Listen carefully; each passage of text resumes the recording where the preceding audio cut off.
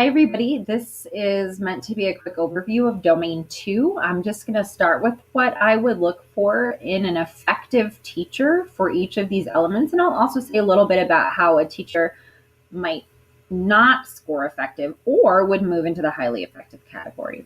So 2A is about creating an environment of respect and rapport. So under effective, I'm looking for the interactions between the teacher and students, as well as this piece here among students. So I want to see that the teacher and the students are treating each other respectfully and politely by, listening to one another, not talking over each other, not insulting one another. Also, that students aren't picking on one another for being different, or that the teacher isn't using excessive sarcasm or things that a student might perceive as hurtful. So those are all ways you could score in the minimally effective or lower.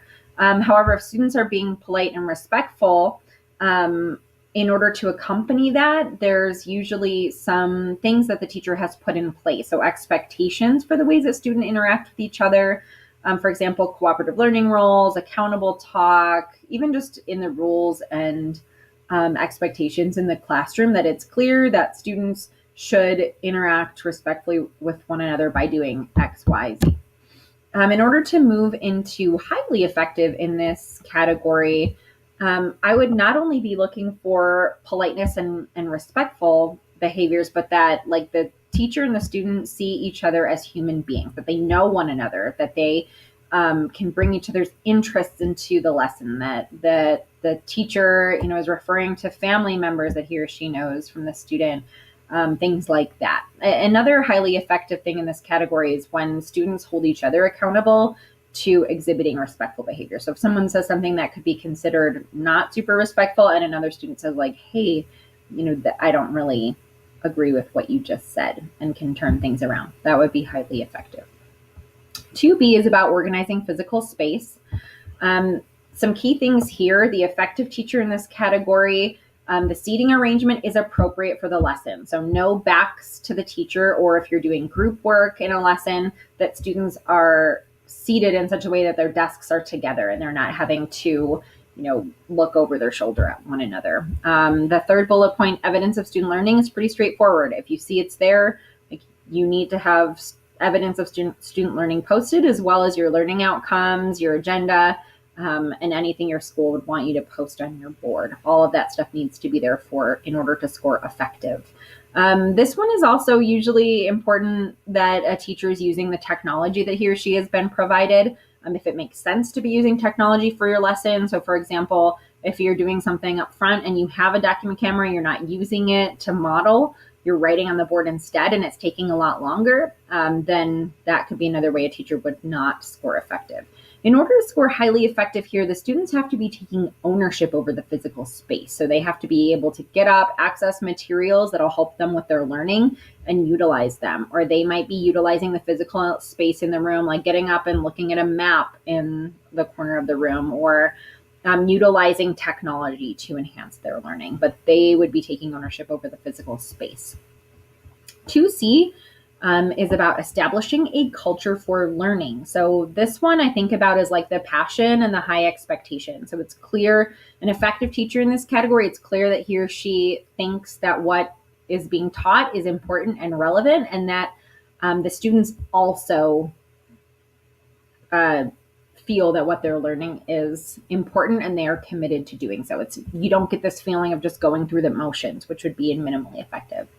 Under effective, that second bullet point about the norms and participant structures, another way that I think about that is I look for reading, writing, speaking, and listening during the lesson. Really, I think students need to be interacting with the content and interacting with each other. And so in order to score effective here, that's what I would be looking for.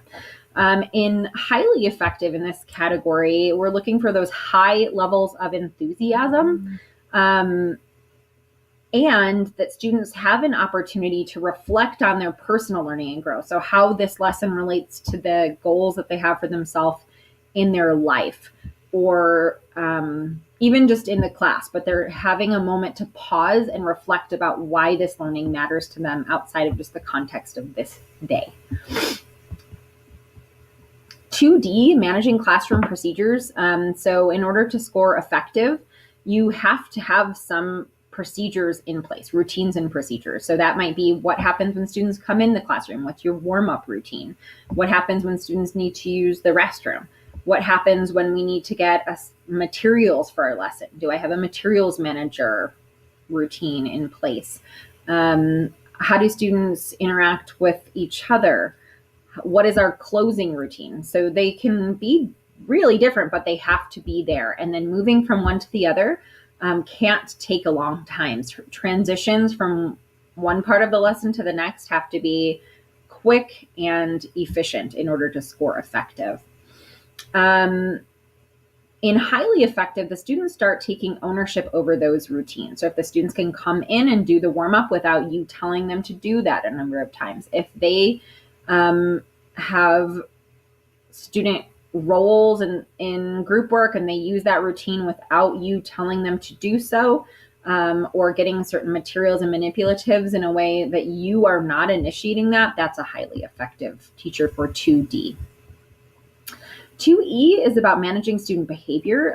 So here, you absolutely need to have not only rules, but I would look for a set of what happens when I break the rules. And those rules need to not only be posted, but they need to be, students need to be knowledgeable of those, and they need to be enforced. So, and it should, like, if somebody asks the student about the rules, the student should be aware of those and should be able to say how they live in the classroom. Highly effective in 2E would be when the student and the teacher created rules and norms together, and when the student is able to take ownership over, so maybe doing some reflecting on his or her behavior. Sometimes teachers have like a reflection piece built into their behavior management systems, so that's another way to be highly effective. Also, the way that the teacher shows that he or she is being responsive to if a student has individualized needs, such as an FBA or a BIP, that student is receiving individualized behavior management considerations.